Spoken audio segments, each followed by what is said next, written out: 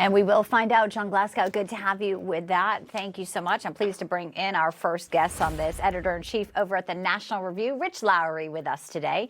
And joining us, Newsmax senior political analyst, former Pennsylvania Senator Rick Santorum. He's also the senior advisor to the Convention of States.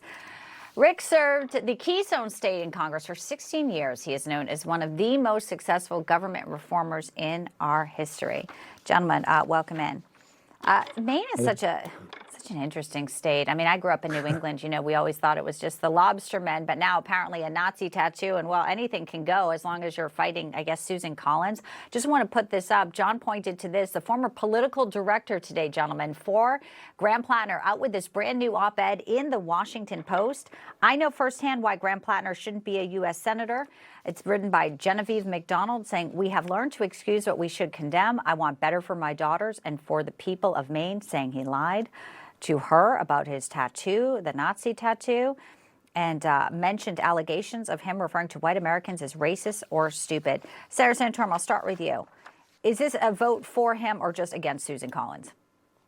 I don't really think it's a vote against Susan Collins. This is a vote for what the Democratic Party has become, which is a group of progressives, you want to call it progressive, Marxist, socialist, whatever it is, far left. And if you look at who makes up the Democratic Party, it's a coastal party. It's all these people have moved up from New England up into from lower New England up into Maine and to Portland, and it's a very, very liberal place, and so these folks are all in with the squad, and he would be another member, if you will, of the squad, and so this is very much consistent with what Democratic primaries are all across America.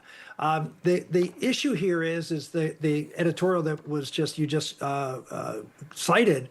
Is whether there's enough voters, Democrat and Republicans, or maybe more importantly, independents, who are going to see these things that he's done as disqualifying, and whether there are voters, increasingly few, who are not tribal, who look at things like the person's character and what kind of example they'll be to their family, and so that could be the thing that eventually kills him at the end. I want to play a little bit of Bernie Sanders and talk to you, Rich, about the other side of this because he's all in on Graham Platner. I'm going to do everything I can to make sure that Graham Platner is the next senator from the state of Maine. What they are worried about is that he is going to be a strong voice against oligarchy. There are people in the United States Senate right now who are not saints. I can tell you that.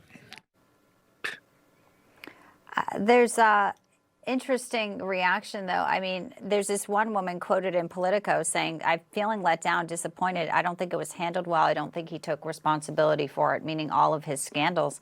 She regrets her vote. People have a choice to make. He's pretty confident. And as Senator Santorum said, there is this group who seems like he is a candidate, albeit failed, but one they're willing to go all the way with, Rich. Absolutely. Yeah, so the primaries tonight, if they wanted a different choice, they could have one, but they don't. Bernie's all in for ideological reasons. A lot of other Democrats are as well. And it's not just a checkered past, as our reporter mentioned a while ago. These Reddit posts that were disgusting, the Nazi tattoo that he's clearly lying about. It's more recent behavior, sexting after he was married a couple years ago.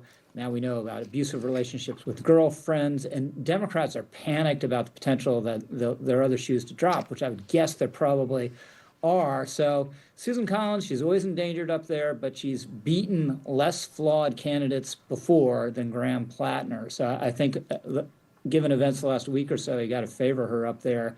And if Democrats can't knock her off, the map becomes really tough for them in the Senate.